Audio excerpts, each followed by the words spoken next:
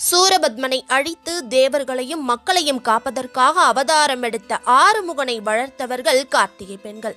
அவர்களை போற்றும் வகையிலேயே கிருத்திகை விரத திருநாள் கொண்டாடப்படுது.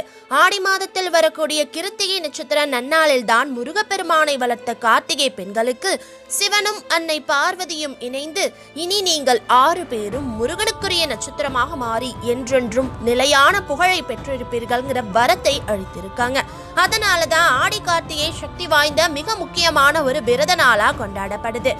27 நட்சத்திரங்களில் 3வது நட்சத்திரமாக இருக்கக்கூடிய கார்த்திகை நட்சத்திரம் முருகப்பெருமானின் அருளை பெறுவதற்குரிய மிக முக்கியமான உயர்ந்த விரதங்களில் ஒன்றாக கடைபிடிக்கப்படுது.